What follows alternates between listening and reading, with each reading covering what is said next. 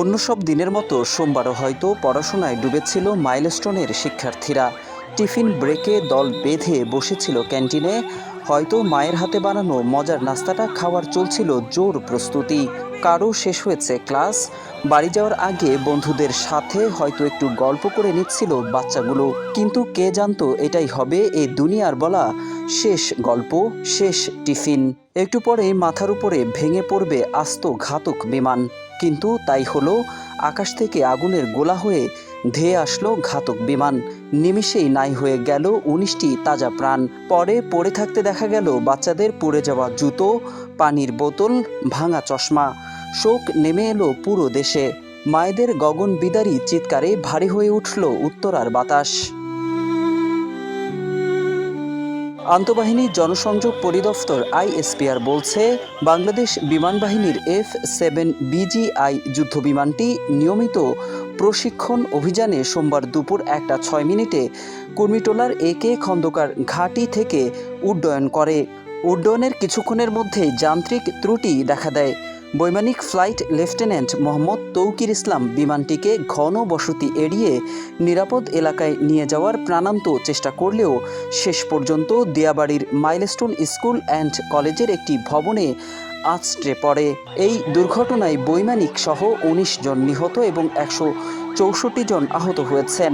পরে সেনা হেলিকপ্টার ও অ্যাম্বুলেন্সে দ্রুত আহতদের CMH, burn institute, Dhaka medical সহ নিকটস্থ হাসপাতালে ভর্তি করা হয়।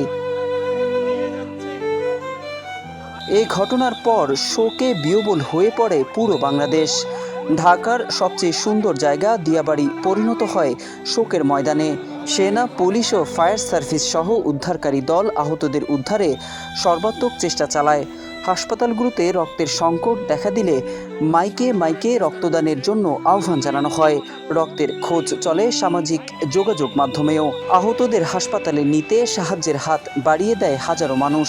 মৃতের সংখ্যা যাতে বেশি না হয় সেজন্য চলে প্রার্থনা। ভিড় বাড়ে হাসপাতালে, খোঁজ চলে প্রিয় সন্তানের। এদিকে মর্মান্তিক এই দুর্ঘটনায় গভীর শোক প্রকাশ করেছেন প্রধান উপদেষ্টা ডক্টর মোহাম্মদ ইউনূস সহ বিভিন্ন রাজনৈতিক দলের নেতারা। মঙ্গলবার জাতীয় শোক ঘোষণা করা হয়েছে। নিহত পরিবারকে সর্বাত্মক সহায়তা ও চিকিৎসার আশ্বাস দিয়েছে সরকার। এদিকে বিমান বাহিনীর প্রশিক্ষণ বিমানের নিরাপত্তা নিয়ে নতুন করে প্রশ্ন উঠেছে। গত 5 বছরে অন্তত 6 বার এ ধরনের দুর্ঘটনা ঘটেছে, জানিয়ে ক্ষোভ ও সমালোচনা বাড়ছে। প্রশ্ন উঠছে বৈমানিকের নিরাপত্তা নিয়েও।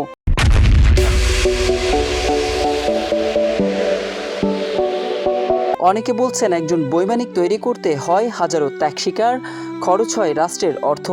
কিন্তু মেধাবী এই মানুষগুলোর হাতে অনিরাপদ প্রশিক্ষণ বিমান কেন দেওয়া হয় সেটা খতিয়ে দেখা উচিত। গত বছরের জুলাইতে উত্তরা ছিল লাখো ছাত্র জনতার আন্দোলনে উত্তাল। সেখানে হয়তো যোগ দিয়েছিল মাইলস্টোনের শিক্ষার্থীরাও। স্বৈরাচারের পতন ঘটিয়ে মেতেছিল মহা আনন্দে। বছর ঘুরে সেই উত্তাল উত্তরা আবারও ফিরে এলো ঢাকার বুকে। তবে এবার আর কোনো উৎসব নয়, বরং শোকের সাগরে ডুবিয়ে গেল পুরো বাংলাদেশকেই।